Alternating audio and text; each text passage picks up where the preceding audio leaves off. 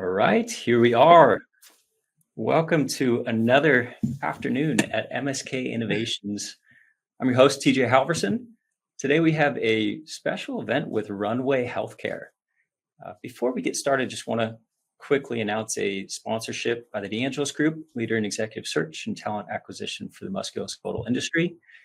As we jump into this really unique event that we have planned today, we have a couple of panelists. We have Chris Lyons, Dave Springer, and Kevin Rocco. Want to give a moment for each of these folks to introduce themselves. Chris, why don't you start us off? Sure, absolutely. Thanks, TJ. It's great to see the Runway Healthcare team here as well, and David as well as Kevin. So I'm Chris Lyons. I've been in the industry about 36 years. Smith & Nephew for a tenure of that, Medtronic for a long time up there, and have been running my own consulting firm on the sales side as it relates to basically business life cycle management all the way through exit. So I've been doing that for 7 years now. Great. Thanks for joining us, Chris. Mr. Springer. Good afternoon, everybody. Dave Springer. I'm a serial entrepreneur. I've led a number of companies as CEO to successful exits. Probably the most relevant is Cayenne Medical for this call in the MSK space, and really excited. I think this is a much needed niche and opportunity that we're going to hear about today. So excited to learn more. Yeah, thanks for joining us, Dave. And Kevin. Thanks, TJ.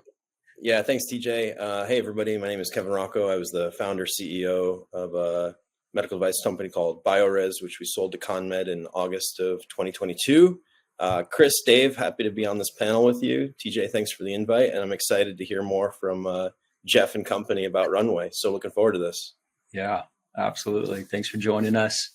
Now, before I pass this off to Jeff and Bill, just a quick disclaimer for MSK Innovations. We are not a broker dealer nor an investment advisor. This is for informational purposes only, not to be considered investment advice. Please conduct your own due diligence with someone great like Runway prior to making an investment. Now, Jeff, Bill, excited for what you have for this afternoon. Hand it off to you guys. Thanks, TJ. Bill, I'll let you give your introduction, and then I'll do mine and run into these first couple slides.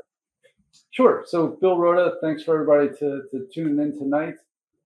So I've been in the product development part of the industry my entire career, so actually coming up close to 30 years here. Started out at Synthes and their spine division, was there for about 4 or 5 years. Then was part of a group that broke away and started Globus Medical. So as a founder at Globus, was there for quite about 10 years. And then wanted to get back into the smaller startup world. And did that shortly after I left Globus, a company called OT Medical. It was a nitinol staple for foot and hand fractures. Ran that for a few years, about 40 years, and sold that off to Osteomed. And then continued, consulting as well as serving on boards for startup medical device companies. Had met Jeff here and some others when I had that company, OT Medical, about 10, 12 years ago now. Always stayed in contact and helped each other on projects, but we all kind of came more formally here together with Runway in 2021. Great. And I'm Jeff O'Donnell Jr. I'm a general partner at Runway Healthcare. In addition to that, I'm the fractional CEO of our portfolio companies. I've spent 15 years in the healthcare industry, started my career with Medtronic while I was still in college in the interventional cardiology space. Then went and worked with a company called Metamune, which was acquired through AstraZeneca, and then spent some time at DePuy Synthes in the trauma department, after which I jumped into the emerging growth space where I've been ever since. And 4 years ago, joined Runway to help run its first portfolio company, Waypoint Orthopedics, and later came on as a general partner. So before we get into the pitch today, we're going to tell you a few different things here about venture capital, venture studio, and then specifically Runway Healthcare's place in that landscape, as well as our portfolio companies. There's a lot of topics we're going to cover, and the panel's prepared to ask questions on all those topics. I know that there's a chat and questions. We'll provide contact information as well at the end if you have other questions related to any of those things as we go through this. And then lastly, thank you to Drew and TJ for hosting us here today. So without further ado, we'll talk about Runway Healthcare. And so the mission statement at Runway Healthcare is that we bring capital and management to develop commercially ready opportunities for the medical device industry. So what does that mean? That means that we partner incredibly early on at the idea stage of a concept. And we take accountability and responsibility for the growth of that asset in addition to providing capital. So we have a fractional management team that will help facilitate that through our process. And we look to get out of the portfolio company or exit it rather sometime following FDA approval and prior to what's traditionally considered a Series A round or a commercialization round of financing. And to do that, we have to be very diligent in the types of projects that we take on. So this is most of our team here at Runway. The first 4 boxes on the top are our general partnership. We're led by Jeff O'Donnell Sr., who's our managing general partner and is a nearly 40-year executive in the medical device space with public and private companies. He's been the CEO of, I think, 7 successfully exited startup companies. Bill, who obviously just introduced himself, is also our chief technology officer at the portfolio level. Myself, and then Billy Odenthal, who's a 35-year industry veteran in Wall Street and investment banking, and brings a tremendous amount of capital markets experience to our general partnership team. We're also supported by these venture partners, whom I'm sure most of you know, and Nick Pashuta, Andy Ayat, Sam Navarro, Don Foley, Craig Cara, and Kevin Cody. So if you just look at that general partnership team of the 4 of us, and just the startups we've been involved with, ignore the big company experience, we've had 20 successful startups, a combined 160 years in the medical device space with over 500 products launched through the FDA and into surgeons' hands, advancing patient care. And through those startups, we've created over $10 billion in value.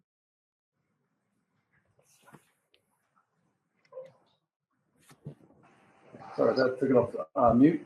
So one of the things we wanted to do here was venture studio is kind of a newer term, and just kind of give some background on what that means in that kind of ecosystem and different investment vehicles. So if you look at this slide, really kind of starting at the bottom with a traditional venture capital fund, really what they're looking to do is provide capital and some support services, usually in the form of a board member, maybe make some introductions to some other folks that can help support, but that's really kind of what their main function is. If you look at kind of the accelerator incubator buckets here, they're maybe a little bit earlier on. They're going to help you with maybe even idea generation, concept generation, maybe help find some capital there, but then probably more robust on the support services with help kind of developing out an idea and then scaling it up. Really, Venture Studio combines all 3 of those buckets, right? So we do have a fund that we raise that we can deploy capital to our portfolio companies, but then we're heavily invested in the company on the day in, day out basis. So we take everything from, as Jeff said, a very early concept. We build a team around it. The capital obviously comes from the fund itself. We act as co-founders of the fund and really run it, as I said, day in and day out. With our fractional management team to a desired exit. So comparing, a venture studio to some of those other vehicles, if you look at just a traditional startup company in the med tech space, there is a higher success rate in the venture studio. It's about 30% higher success rate than traditional startups. I think that comes from really kind of streamlining that whole process, kind of having everything under one house. Everybody kind of rowing in the same direction, I think creates a lot of efficiencies and synergies to make that happen. It also, in the same vein, I think, from a traditional venture-backed studio, venture-backed fund, it's usually typically a faster product development time. So studios averaging about 25 months versus 56 months for traditional venture. And again, I think it does tie into the approval process, everybody kind of being on board from the jump and kind of seeing a clear direction from the beginning all the way through to the end. There's also typically a higher IRR for the venture studios, so averaging about 53%, where the traditional venture fund is about 21%. That also, again, kind of streamlined fundraising. A lot of, our due diligence process is probably one of the things that I think really kind of helps us the most in what we're picking, because we know the team that we're going to build, what the capabilities are, what direction we're kind of going into, as well as what exit that you're looking to get to. That it makes it that much easier to kind of find the right funding, and you'll see kind of how we do it a little bit differently. I think makes that even more so the case.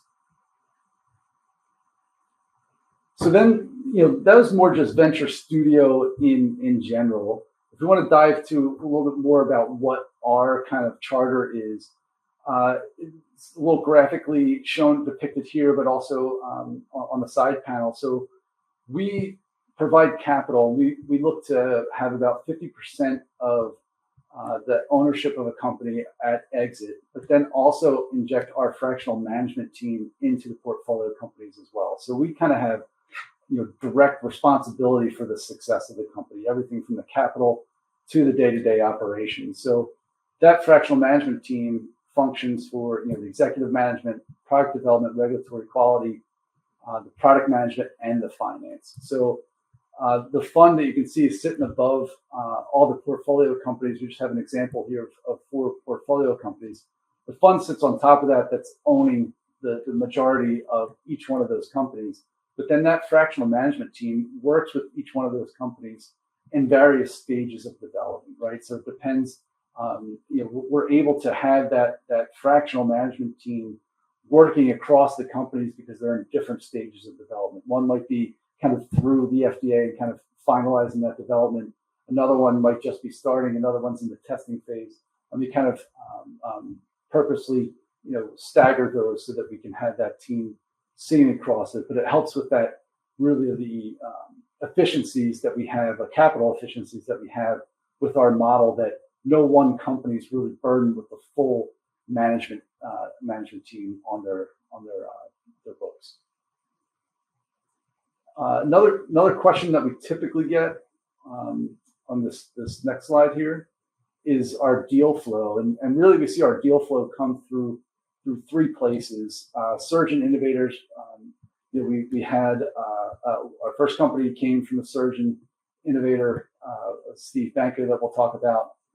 These are the people that kind of live and breathe with these med tech devices day in and day out. They know what works, what doesn't work, what could work better is probably what even more that we're looking at.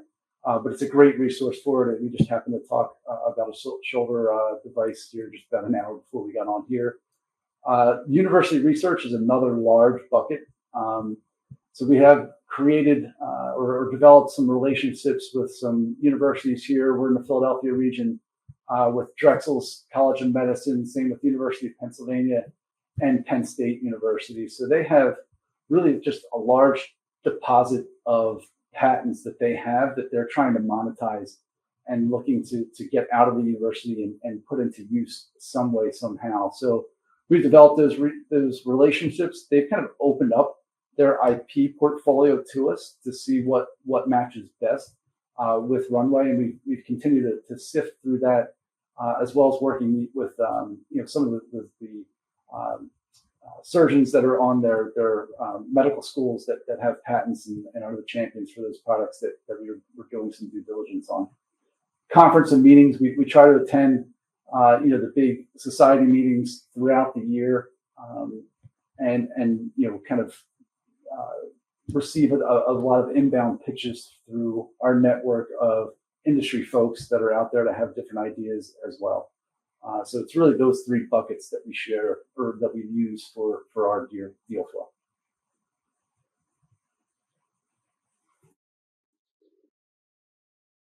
Great. So thanks, Bill, for describing kind of what we do. So we're actively raising our second fund right now, which is called Runway 2. It's a $30 million target fund. I'm pleased to announce that we're north of $10 million in that fundraising right now, and well on our way to 15 here shortly. Due to the model that Bill laid out there, of that $30 million, that's direct investment out of the fund into the portfolio companies. We do take outside capital into the portfolio companies. So you can imagine that the assets under management will far exceed the actual fund size itself once the portfolio has been established. We believe, given the variety in deals that we look at, whether they're single product companies or more divisional based, that we can enable about 6 to 10 portfolio opportunities with that 30 million. And to date, we have a small investment into Toetal Solutions, which we'll tell you about, as well as a majority investment into Pace Surgical, which we'll also tell you about. So again, our model is early in, early out. So that's seed or pre-seed to 510K. We only focus on 510K products. We have an invested but managed portfolio through that product development company that we told you about. And our primary investment thesis is in orthopedics, cardiology, and neurology, but again, in the 510K landscape. To date, all of our companies are in the ortho spine space, but we are looking for deal flow outside of that as well. Keeping slides moving. So as it relates to Runway 2 and the investment opportunity into Runway 2, I'm going to go over how this fund works, both from a commitment standpoint, a distribution standpoint, how the capital works. And if there are questions after this, we can certainly we can follow up on them towards the end of the call. So we are what's considered a pledge fund, which means that the investor would commit on the minimum of a $250,000 pledge to the fund over the life of the fund. The average life of the fund is somewhere between 8 and 10 years.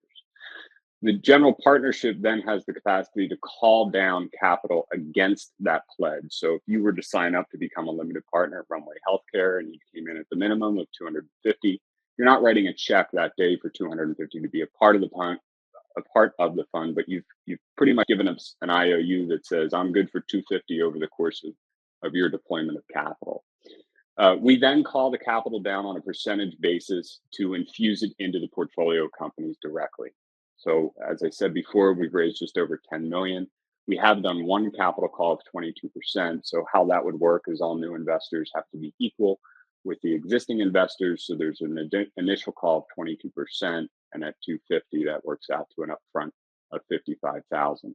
As we continue to have opportunities come into the funnel and we want to fund them, we'll do capital calls against the initial pledge, which is slowly debiting down over time, and then deploy that capital directly into the portfolio opportunities themselves through the fund. So you're investing into a portfolio or a mutual fund, if you will, kind of style of small orthopedic and cardiology startup companies that are in a seed to 510K strategy. Our model follows what's called the European model, which is a fairly common model in venture capital. And what that means is that our limited partners receive 100% of the distributions until their called investments are wholly returned. What does that mean? So if you've come into the fund, we've had, let's just keep the math easy. We've had one capital call of $55,000 and we have an exit. We have a distribution event. Those limited partners get their called capital back first. So that 55 grand would come back to the limited partners first. And the remaining of that liquidity event would then be split 80-20 LP, GP. Some funds just go right off the bat, 80-20 split, and the difference of what you've paid down comes out of your return. Our goal is to make our investors money so they get their money back first, and then we send out the distribution after that. We do not hold any capital back. All capital goes right back to the investors as soon as there's a liquidity event. So there's no holdbacks, there's no watermarks. Our goal is to get the capital back to the investors as soon as we have an event. We have a bullet point on here that says LPs have the first right of refusal for direct investments into the portfolio companies. And so as a portfolio company evolves through its life cycle with Runway, in order for us to keep our equity position, we have historically wholly funded the first 2 to 2.5 rounds of funding. And we tranche that capital in over the course of time as we hit milestones. As we start to approach the regulatory phase of the project, we will typically lead that deal and price it. And then we enable direct investment to come into the portfolio companies themselves, whether that's another fund making an investment or other individuals themselves. Prior to going for true, what we would consider outside capital, we offer an investment to our syndicate of limited partners to make direct investments into the portfolio companies themselves. This is a feature that our LPs have loved, and they've told us that by oversubscribing each round as we've gone through that evolution with the companies themselves. So it's a great advantage for them, but really it's a great advantage for our management team. We don't spend a tremendous amount of time road showing deals. We've had the fortunate experience of working with our LPs and fundraising in about a month to 2 months time, and then getting right back to work as it relates to product development and the regulatory pathway. We do have a 2% annual management fee associated with the fund, but which is very market for a fund of this size. But a key differentiator is that the GPs are not paid out of that management fee. Nobody at the fund is paid directly through the management fee itself. It is solely built for legal expenses, administrative and marketing expenses for the fund. The only way the GPs get paid is on an exit. So we're all in it together, and we're all accountable to the success of the portfolio opportunities themselves. So that's an overview of the fund, the differences between venture studio and venture capital. And again, we're happy to get into that detail towards the end of the presentation. At this point, we're going to start to take you through the portfolio here at Runway. And as I said in the beginning, to date, all of our companies are in the ortho spine space. We have 3 portfolio companies that are active right now: Waypoint Orthopedics, which is 510(k) approved, and it's in an active phase to exit the portfolio. Toetal Solutions is a single product company as well in the lower extremities space. It's a fully disposable kit for hammertoe fusion. That's projected to have FDA approval in the 3rd quarter of this year. And then Pace Surgical is really more of a ready-made division of purpose-built foot and ankle trauma and reconstruction. And that'll be 2 510(k)s towards the end of this year and early next year. So this is our first portfolio company, Waypoint Orthopedics. It's a smart pedicle probe for spine surgery for inserting or making a pilot hole for your pedicle screw. So it's a single-use device, disposable instrument, battery-powered, connects by Bluetooth to any app that you'd like. It has a color sensor inside of it. And what that color sensor is doing is detecting the bone that you're in. When you're in that cancellous bone, you'll see this kind of get that reddish color. As you approach that cortical wall, it gets kind of pinker, then stark white. Once you see that stark white, you're going to want to reposition your hand, reposition the tool, find those red colors again that you're going right down the center of the pedicle in that cancellous bone and through into the vertebrae. So this makes the pilot hole for that pedicle screw to going in. So it's it's a disposable instrument, has low cost of goods, and it's much safer and requires less radiation to place those pedicle screws. So, so from the video, covered some of this, but yeah, it's a Bluetooth device. We have this device with our first portfolio company, so we have had this 510(k) cleared. We've done some first-in-man cases here. We've actually had a white paper written that found it's much better than freehand. We have found in our white paper that it has a 95% reliability and a 90% confidence in finding the placement of the tool. I think our founding surgeon, Dr. Benko, has used it probably the most, and his comment is, if you're going to want to breach the pedicle, if you go through. If you do breach, you're going to want to. This is telling you where exactly you're at and how it is. Radiation continues to be a risk across orthopedics. Spine surgeons in particular got 12 times more exposure to radiation than others. So this kind of reduces that. So one way that surgeons find this pedicle is through tactile feel, but then they'll also get a C-arm for radiographic confirmation that they are where they feel they are. As I said, it has a low cost of goods. It's a disposable instrument, anywhere from at scale to $100 to about $185 at lower quantities. And we see this really being a standalone device or an adjunctive value to another enabling technology.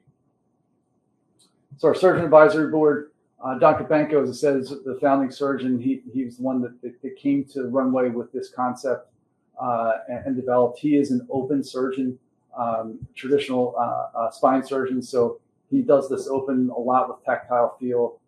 And this is where he thought for in his hands, it could be the best. When we developed this surgeon advisory board, with all our advisory boards, we're pretty purposeful on who we add into it. Dr. Cappuccino, I think, might be on the call tonight.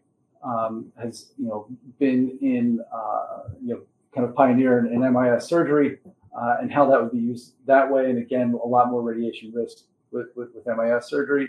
Dr. Jackman at OrthoCincy has kind of a lot of tools open to his disposal, right? So he can do everything MIS, O-arms, as well as navigation and robotics technology that this can be incorporated into. So that kind of leads into what would be the commercial strategies for this type of device. And we really kind of see it depending on the acquirer who's going to really push this forward in commercialization is it really can fall into three buckets. As I said, it could be a standalone enabling technology, really kind of a low-cost navigation style enabling technology that would be great in the ASC. So at that low cost of just north of $100 at scale with this device, any kind of tablet or anywhere you can put an app in the OR, this device, this program can live, this app can live. So really a low cost to kind of get that capital equipment in there so that you can see the probe and the color changes that it has. So you could do this just as standalone and charge a minimal amount of ASP for this device and have your commercial strategy that way.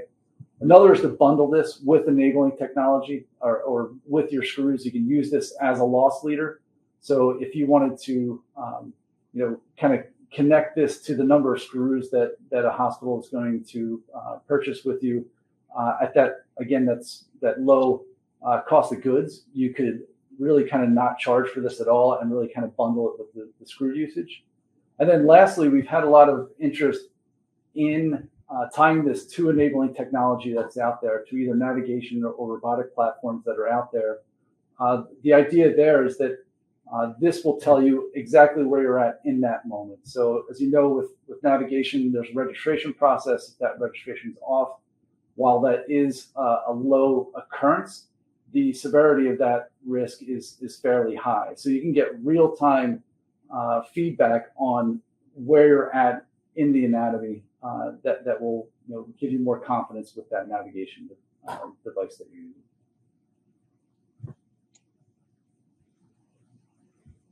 Great, thanks, Bill. So our second company is called Toetal Solutions. This is in the lower extremity space. Our first indication for the Ziptoe hammertoe system is hammertoe fusion or PIPJ fusion. So what we've created here, and I'm just going to back this up, is a fully disposable kit that features the instruments needed to do the procedure. Everything is measured to the implant and color-coded to the steps that are done. It's a highly repeatable procedure. We have a wide range of surgeons and proficiencies in the foot and ankle space, and so we want to make outcomes the pinnacle of what we're trying to do. One of the things that we have here is the benefit of not being the first hammertoe implant, which I'm sure you're aware of on the market, but from learning from all the successes and failures of implants that have come. And so you'll see here we have step drills with hard stops on them. You can't over drill into the intermedullary canal. This is a titanium sleeve that gets inserted, and a suture then deploys nitinol tines, which you just saw come out there. They go into the cortical bone. Each side of the implant has these nitinol tines, and they're deployable when the surgeon wants to deploy them. So we're putting the control and kind of the relaxation of the case back into the surgeon's hands, as opposed to fighting the shock clock that's traditionally associated with a nitinol implant. This implant's also cannulated. It's not uncommon that surgeons want to be able to stabilize the MTPJ during the recovery of this procedure. And so with the addition of a K-wire, you can do that here, which is not found on the market today.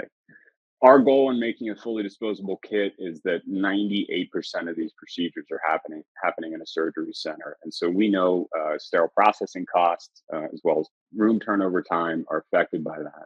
So having a kit for a procedure that takes, 15 to 20 minutes, being able to open up a sterile kit and do everything you need to do outside of the open and close is a huge benefit. Again, we've taken the stress out of the traditional orthopedic nitinol implant. And those of you that have worked with nitinol know that it can be a little finicky, but it is very effective in what it does. So we've eliminated that shot clock completely by allowing the surgeons to deploy the nitinol when they're ready to. They're also deploying it intermedullary as opposed to having it open in the operating room itself. It's highly repeatable. We've tried to make this as intuitive of a procedure as we could, everything from the drills to the handle to the rip cords. To the way that the implant itself press fits and eliminates rotation was all very thoughtful from our surgeon advisory board. As I said earlier on, the Ziptoe system is due to be submitted in July with anticipated clearance in the third quarter. We've built up a clinical inventory to go out and do our first in-man cases and prove the clinical validity of this product, but we do have strong strategic interest in what we're doing here at Toetal, and we're very excited by that. You could expect to see the same standard offerings with other intermedullary implants from a Ziptoe standpoint. That's everything from 16 to 24 millimeters in length on the implant at both a 0 degree, which is the one that you saw in the animation, as well as a 10-degree planar implant, which is very common in that space. Surgeon advisory board here at Toetal is small, but it's very effective. We have 2 DPMs and Dr. Nick Romansky and Dr. Steven Sundar. When we sat down with Drs. Romansky and Sundar, we had the back of a napkin idea of what we thought we were going to do in this space. We presented them with a list of about 25 different implants that had either been on the market or were currently on the market, and they used 24 of them. So we had a tremendous amount of experience coming into the product development phase here as to what works, what doesn't work, what is easy to use in the operating room, what makes something finicky and therefore hard to adopt. And we accommodated for all that throughout the product development process. And then this is Pace Surgical. So it's our third company, most recent.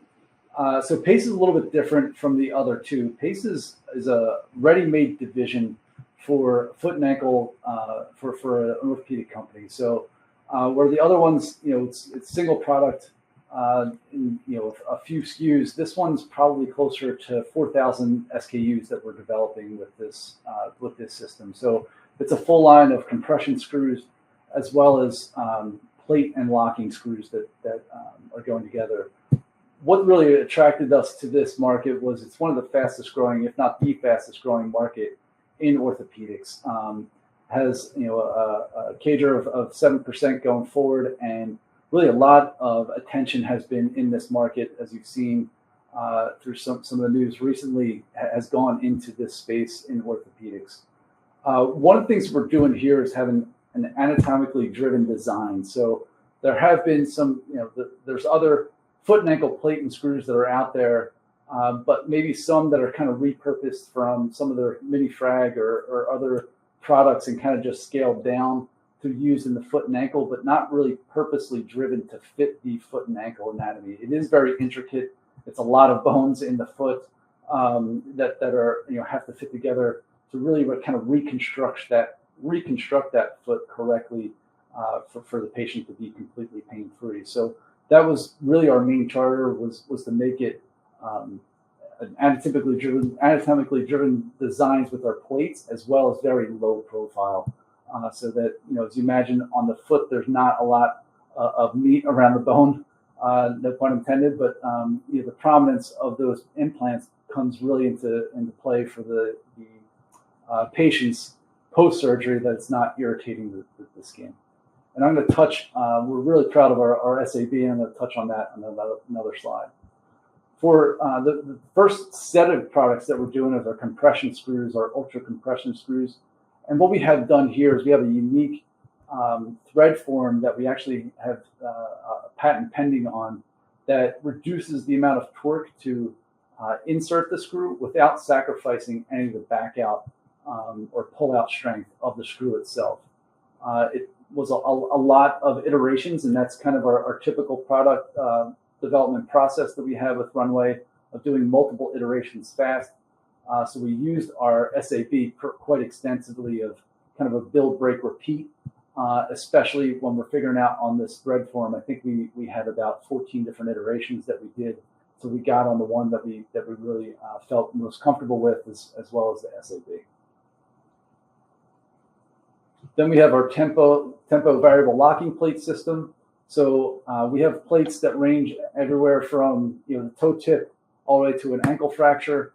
Our ultra low profile of 1.1 millimeters. And we also have a very unique locking mechanism, again, that's also patent pending. But this is where that anatomical driven design really comes from. So we really put a lot of effort into the way the plates are designed, how they fit on the anatomy, everything from sawbones to modeling, to kind of really make it as easy to use for these surgeons and repeatable as we possibly can.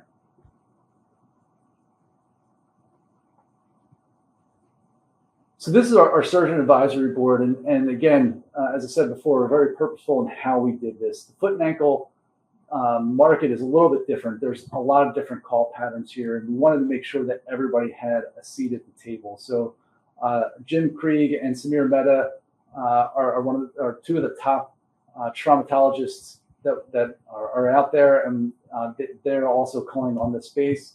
Then you have Dr. Lou Schoen and Greg Guyton in the MD Ortho foot and ankle space, again, very highly regarded in that space. And then we use Nick Romancy and Steven Sundar, again, from our Toetal team, just been used a ton of different products, as Jeff has said, have a lot of experience, and just have been really kind of fantastic to work with. So they've helped us out on this project as well. But this is a board that we're really proud of. It's kind of, as we're starting to popularize or publicize PACE, it's something that a lot of people are pretty impressed with. We were able to get this group together to kind of work with this on a startup project. But I think that kind of shows that there's a need there for this type of anatomic driven designs for the foot and ankle. Yeah, and if I can just add, this is the second thing we did at Pace Surgical. So the first thing we did was all the due diligence to find out if this was a good idea or not. The second thing we did was call these surgeons. And, to Bill's point, this is the Avengers of foot and ankle care in orthopedics. You have folks that have been a part of the design team for many of the solutions that are out there. You have folks that have led the AO and ACFAS, AOFAS, but they also do a tremendous amount of casework. And so the validity of them joining our mission and trying to improve patient outcomes is just that. It's very validating to the fact that although there are certainly marketed foot and ankle solutions on the market, the surgeons feel that there's still a large gap of innovation as it relates to preventing hardware removal cases. And so we've been truly blessed by having them on our team thus far. So as it relates to where those companies are in their life cycle with Runway Healthcare, as we said before, Waypoint Orthopedics is FDA approved. It's now ready for exit, and it's in a process to do so. Toetal Solutions is approaching its 510K submission. At this moment, we don't see additional funding needs at Toetal, but as everything, those are always subject to change. Pace Surgical is in the throes of getting ready for large-scale regulatory testing, which is quite expensive, and we anticipate of having a $1.5 to $2.5 million round here in June. We're finalizing that forecast prior to publishing the round, but there is an opportunity for direct investment in that round. There's also an opportunity to join Runway Healthcare as a limited partner and be invested in everything that we do. And then Company 4 is in the early stages of due diligence right now. We have two companies that we're vetting through that process. Both are in the MSK space, and both we're very excited about. So to summarize, this is a competent and experienced team. Back to slide 3. We have a tremendous amount of combined experience in orthopedics, cardiology, spine, and neuro. We have a tremendous amount of capital markets experience with our team, from Billy Odenthal and Don Tolley. Bill Rhoda is, on the Mount Rushmore of product development. He won't say it, so I'll say it for him. So I'm lucky to sit next to him every day here in this office. And our model really, really, I don't think it can be overemphasized, this cash efficient leadership. So by us fractionalizing out the majority of what gets raised for a traditional single product company, at the end of the day, you look back and say, okay, we raised all this money. Where did it go? You hope that it went to product development, and you hope that it went to securing, your regulatory pathway. And if you have a reimbursement code that you need to get, you hope that it went to that. You hope that it went to advancing the technology and getting it to make patients' lives better. It's common that you look back and say, man, we had a lot of overhead. We paid a lot of overhead out. We had a lot of these folks and those folks. And so we're able to really fractionalize that across the entire portfolio. But when you look at the individual startups that we have under our umbrella, most of the money, if not, the majority of the money goes to advancing that product and making patients' lives better. So we're proud of that model, and we're proud that that's how the capital is being used. And if our legal team is on the call, we did show the disclosure slide. So there's that. So I think that's what we had for you today, TJ. We're happy to take questions from the panel. We can jump back to the slides. I'm sure there's questions on the site itself. You just let me know. Great. Awesome. Thank you, Jeff. Thank you, Bill. Let's open it up to some questions from the panel first, and then I'll start to go through the chat here. There are a couple questions, and I'm sure more to come.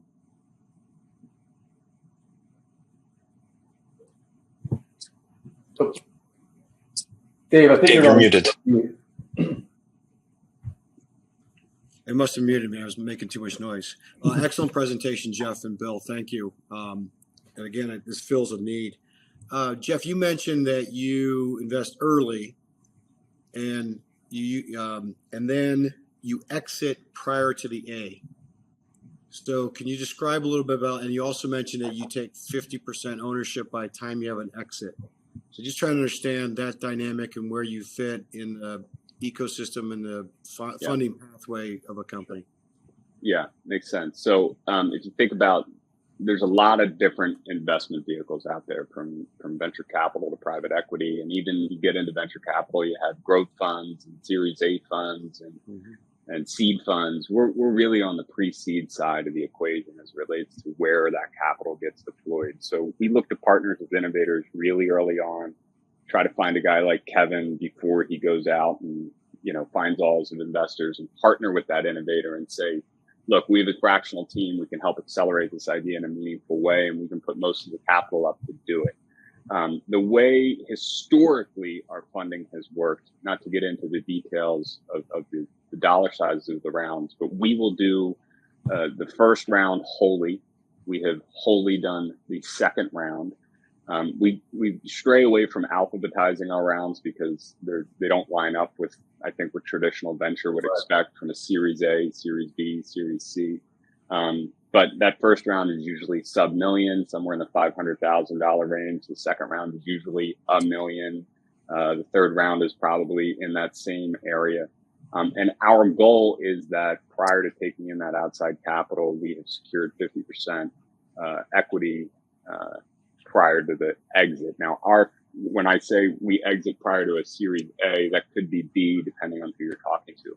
Our goal is to avoid the costly commercialization financing round. So as Bill said, we'll build up a clinical inventory. We'll go out and do first-in-man cases. We'll prove that the technology works. But we're not necessarily looking to raise $20 to $40 million to build out a sales force, large-scale inventory, customer service, marketing, all of those things. And because of that, we have to be very, very diligent in the types of deals we do. So if the average venture capital firm says yes 1 to 1,000 pitches, we're probably 1 to 5,000.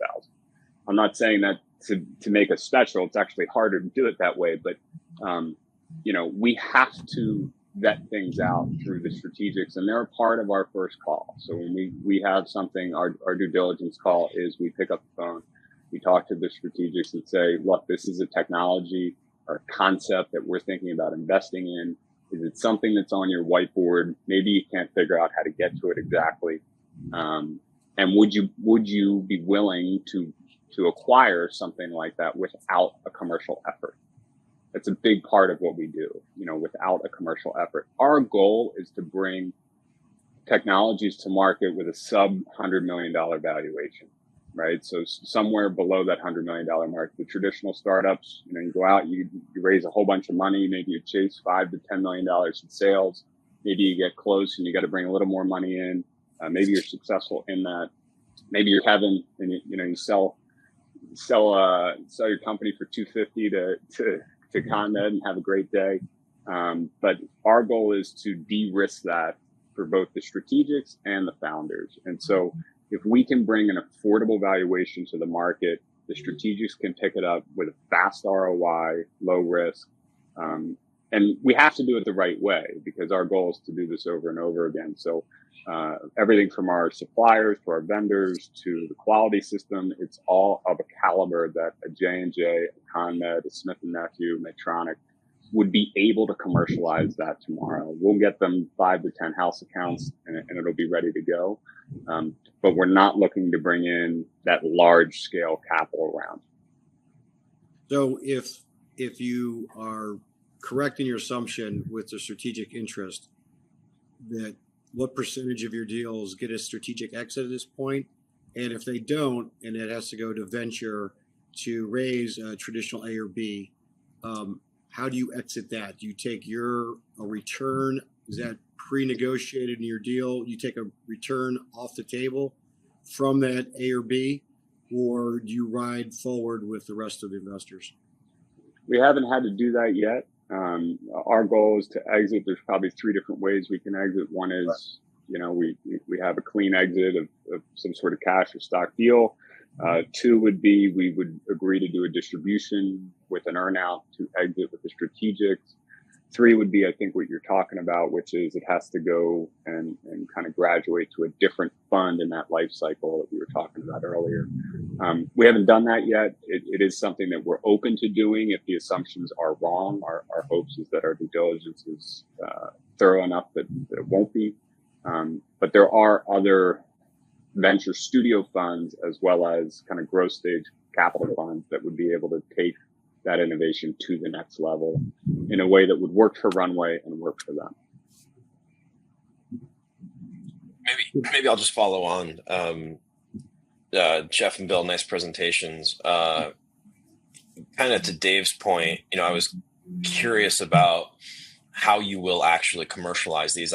Look, I'm in love with the idea of doing some diligence up front, building something where there's a need and trying to transact it quickly. But I feel like you kind of have 2 different things going on here with 2 of the companies versus 1 of the companies. 2 of them are, a single technology that ideally you've diligenced is a gap in a portfolio, and then maybe somebody buys it early to fill that. The other, I think you had ambition to have maybe a few thousand SKUs eventually. So I'm just curious, prior to being acquired, but post-regulatory, how are you going about commercialization for both of those?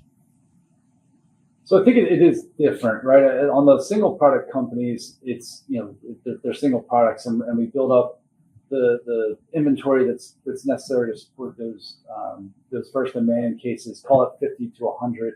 But we also have scale to do more than that. But that's what we look to do initially. For those, obviously a little bit easier. It's not much of a bell curve there.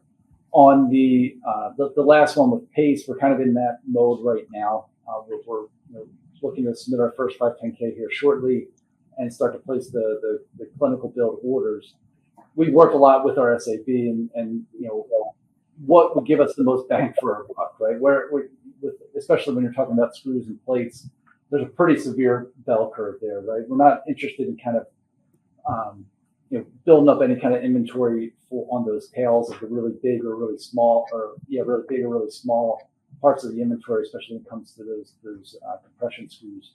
But really kind of more towards the middle, and also having to look forward with what will work well together on the variable locking plates and the screws together to have some interesting cases and challenge the devices with those first cases too. So with that one in particular, we're not ordering the full gamut of everything like you would if you're doing that full commercial round. It's more targeted for where we get the most bang for the buck. And is it you have a distributor network that you can tap into, or is it surgeons that you're already, like kind of what is the actual commercial organization here? Well, there's not a full commercial organization. It is truly a kind of pilot launch, right? So our goal in that is not to prove revenue, it's to prove traction and adoption of the technology and the clinical efficacy of it. So I spent most of my career on the sales and marketing side of the business. I can tell you after leaving LSI, I had a bunch of text messages from large-scale distributors looking to help us commercialize Case in a meaningful way, help us commercialize Total in a meaningful way. So, Kev, I think it's a bit of both in that, we will have, certainly we have surgeon contacts out there that are willing to do first cases with us, willing to help us learn early on if we need to do that. And then there are distributors that we can utilize to do that as well. But again, I think it's important to remember that the goal there is not necessarily, some revenue bogey that we're chasing. It's yes, people will use this. Yes, they'll use it a second time. We can get this out to market. I think one other aspect of this that is important to remember is our paid-in capital at these individual portfolio companies. Right now, on average, it's less than $5 million. So when we bring something to market, we go out and do somewhere between 20 to 100 cases, depending on what it is. It's de-risked. The capital is really low. The valuation's really affordable. We've shown some commercial traction and strategic interest, and we're confident that we'll be able to transact it at that point. How many? Yeah, fantastic. Real quick, guys, I wanted to jump in. I think this is the quietest I've ever had to be in 52 minutes. Some that'll vouch for that, and it's probably not a bad thing.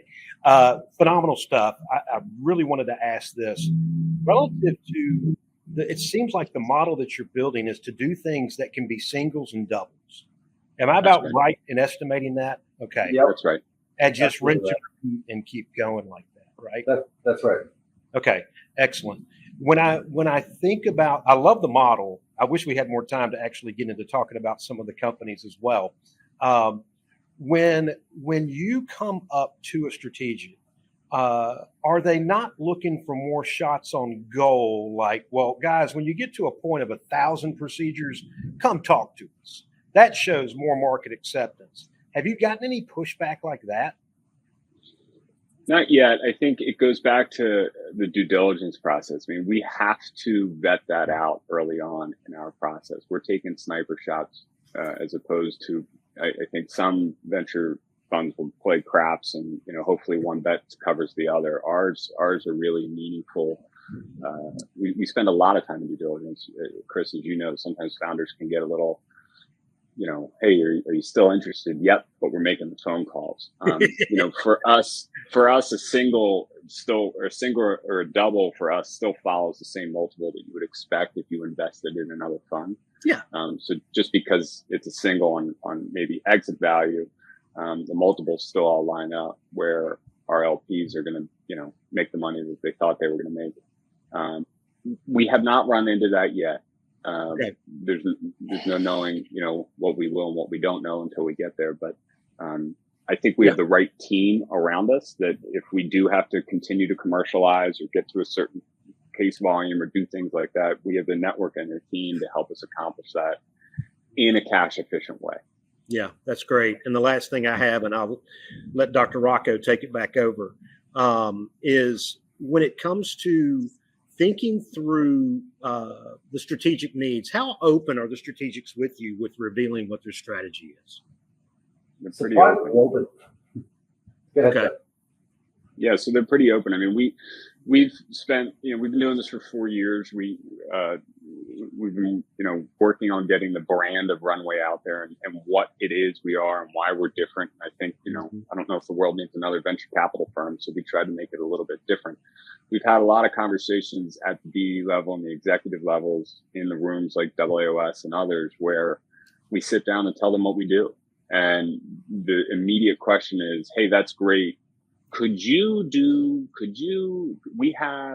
what are your thoughts on? And so we had one high level, I'll leave the company and the individual's name out of it, but we had a meeting at NAS not too long ago where as we were walking out of the room, the guy stopped us and said, look, we fundamentally cannot do this. And we know that. There's build to buys out there. There's other avenues out there, but we cannot for $3 million, $3 to $4 million in 3 years, get something from nothing to FDA approved and ready to sell. We just fundamentally can't do that. Mm-hmm. Either in order to do it in 3 years, the dollars are going to be all out of whack. And in order to do it for, 3 million, it's going to be, 2 guys in a shed for 10 years. So I think we do provide them with significant value. I think having guys like Bill Rhoda and Andy Ayat and Nick Pasciuta on our team, gives a lot of credibility to what we're doing. Ivy Hall's on the board of our trauma company. So we're doing it with the right people. I think that we have our heads on straight and we're not overly confident in what we're doing either. I think we talk a lot about the scale of innovation with, one side of that scale being the paradigm shifting, game changing. This is going to revolutionize patient care. Those ideas are needed. We need them every day, but they're going to be hard to sell without commercialization. Over here is a commoditized Me Too, another product. We're not there either. We're somewhere a few ticks back off innovation. We want to bring products to market that are going to change patients' lives, make surgeons' lives easier, are easy and quick wins for the strategic.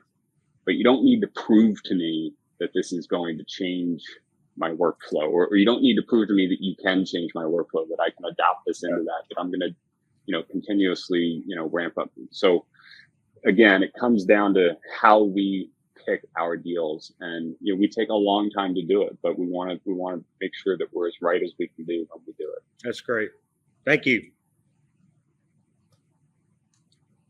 TJ, did you want to take some of these questions from the chat? Yeah, or we've got a we're couple more mindful of minutes. time? Yeah, we got a couple more minutes. So let me touch on one that it's fairly interesting. What type of incentives do these universities have to work with you on these various projects? You mentioned the university aspect as part of your deal flow.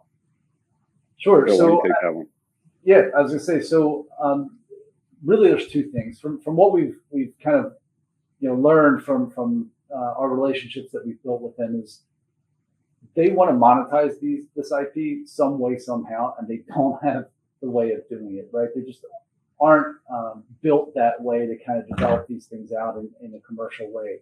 They're good at generating ideas, but not developing out through commercial. So that's what they're looking for. And obviously, Penn has done a great job with that, with their Penn innovations, but even still, they have so many patents there that there's a lot to still kind of sift through and look at, particularly when we're looking at that kind of narrow focus that Jeff talked about. The other is that they get some ownership in the company, right? So they would get through their translation departments, they'll transfer departments, they'll get some kind of ownership in the company. We haven't taken on one of those ideas yet. We're close in due diligence on a couple, but they might want a board seat on there as well. But I think it's mostly on the some kind of ownership in the company. But they're looking to monetize it some way, somehow. Yeah, makes sense. Another question, and two questions came through similar to this. Are you solely going to stick to pre-FDA approved products, or do you have any interest in the future, maybe in future funds, to do a little later, something that is cleared, early stage? I mean, it doesn't seem to align with your model. But what's the, idea moving forward? Or is there a bigger vision in the future for that? Yeah, so we're on Fund 2 right now. Fund 1 was proof of concept. Can you manage multiple companies at the same time with very little capital? We proved that we can do that. Fund 2 is expounding upon that idea in a more meaningful way. We've grown our team, and we continue to do that. We don't want to get too far ahead of ourselves. We got to focus on executing what we're doing right now. But it's not out of the realm of the possibility to think that as the fund itself grows, that the investment criteria will have to change. I think that we will always A percentage of our fund will always follow this invest and manage strategy where we can be incredibly efficient with capital and time. And a percentage of the fund may be more traditional, seed stage investments. Right. I don't think we're going to grow into a late stage growth fund. I don't think we're going to become the next NEA. We're going to stick to our knitting. We have a group of folks here that have been really successful in the startup space, know how to operate in that space, know how to get something from nothing to in a patient. And that's what we want to focus on. We want to be able to affect the things that we invest in. Yeah. Would you ever go beyond 4 portfolio companies at a time? Yeah, absolutely. So the way that I think Bill described it earlier, they don't all start on the same day. So there's, bandwidth is moved across the portfolio. I think we could successfully manage 4 to 5 companies at any one given time, given where they are in their life cycle. And the fund is built to support 6 to 10, depending on what they are. Single product companies, it'll be closer to 10. More pace-like companies will be closer to 6, so it's somewhere in the middle. Jeff, on that note, I mean, are you trying to deploy a similar amount of capital for each company, or is it just totally depend? If you have, and if I invest $250,000 in your fund and you're in 10 companies in the cycle of that fund, do I basically end up with $25,000 in each of the 10? No, it's not a cookie cutter investment. It is prorated to the need of the investment. They have shooken out to be similar, so they have all been within $3 to $4 million so far. But again, we're not investing 100% of that capital. We're investing most of it, and then we do bring in outside investment. So it's not. It wouldn't be 25 a pop. It's first of all, it's based off of where they are in the life cycle when you enter the fund. There's a couple different factors that go into that. But yeah, I'd say how big was Fund 1, and how have you been to get entrepreneurs to give up their baby for 50% and turn over the development and the process, which they seem to enjoy, to you? How has that part of your negotiation gone? Good question. Fund 1 was a $5 million test. And so this is, 6x that in being 30. As it relates to how the investors or how the inventors interact with us, and I got one AirPod down, so if the other one goes down and I stop talking, just assume I said something good. But the inventors that we've worked with thus far have primarily been physicians. And so for the busy surgeon that doesn't necessarily want to become an entrepreneur, doesn't want to have to go raise capital, doesn't want to learn about product development, not that they don't want to, they don't have time to. They're running, they're an hour behind in clinic before they even show up, and the OR is the same way. So we provide them with a service where they get a tremendous amount of equity comparative to going to an existing multinational and following that pathway of here's a consulting agreement, maybe a 2% royalty, maybe we commercialize it, maybe we don't. So it's a very equitable agreement for them. They can be as involved as they want, and we encourage them to be as involved as they can be. So if they want to be, first of all, they're going to be on the board. If they want to be the CMO, if they want to come to every design team meeting we have, every lab, they can do that. But they also have the freedom to say, look, I'm going to be an orthopedic surgeon, or I'm going to be an interventional cardiologist. And, I'd like updates, but I'd also like to stay with my patients. So as it relates to the physician founder, it's a fairly easy and equitable relationship that we have. The same would hold true for, an engineer or a hungry entrepreneur that wants to come in. They can be as involved as they want to, or they can work on what, maybe they have a day job and they have an idea, and we can help them with that, in a meaningful way. So this is a great model, Jeff, because I think you have a lot of entrepreneurs that have big grandeur, but your process of pre-qualifying it, if I were an inventor, I'd want to bring it to you to vet it through your process and strategics, because it could save a lot of time and money, because I know it's been quite challenging for people to raise A's and B's in this environment. So this would be great if, as an inventor to have access to you, to have an opportunity. They might not win, but at least take you through the potential. It's definitely a cool niche spot. It's a niche, cool spot. We try to be helpful too. So if it's something that we don't, doesn't fit our investment criteria, we have relationships with a lot of different funds and other folks that we can direct those people to, and we've done that quite often as well. So if we see something that might be right for us, it might be for somebody else that we'll kind of pass them along that contact. So we've done that. Great. Yeah, Bill, that was one last question I had was what will you guys take on and what won't you? It looks like you got one spine, you got two extremities. So is it all orthopedics? Is it implants? Is it what is in and what is out? We have experience in orthopedics, neurology, and cardiology. To date, it's all been in orthopedics. I'd say that we have contacts in all three of those. Orthopedics is probably the heaviest. That's probably why the inbound of ideas has come mostly from orthopedics, and that's where we're at right now. But we are open to those other two markets as well. That's great. Right. Kevin, Because I of think 510K, right? Yes, Yeah. that's all. 510K is another one. got to be a 510K. It's probably an implant, Kevin. It's probably hardware right now. Mhm. The enabling tech side is exciting. I think there's a lot of proof required on that end of it, right? So when we talk about things that can exit without commercialization, that further kind of narrows what we do and what we don't do in those respective fields. I know TJ's itching to wrap this up because we're 7 minutes over.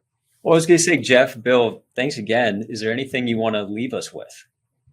What I'll leave you with is, if you'd like to get in contact with us, I'm sure TJ and Drew have the ability to do that. But if you go to runwayhc, all one word, .com, there's also a contact on there. So if you have interest in any of the following, learning more about the fund, maybe becoming a potential investor, learning more about the existing portfolio companies we have, we will have an open round for PACE coming up, or you have an idea and you want to partner with us on it, we're happy to do that as well. So we wear a lot of different hats here. As Bill said, we like to be helpful. If it's not us, it's never a no. It's not us, but these are the guys that you should be talking to. So yeah, runwayhc.com has everything you need on it, and we're looking forward to hearing from everybody. Yeah. Awesome. Thanks everybody for coming out tonight. Yeah. Thank you, Jeff. Thank you, Bill. Hey, Dave's, Chris, Kevin, and everyone for joining us tonight. Have a This was wonderful good. evening. Thanks, guys. Thank you very much.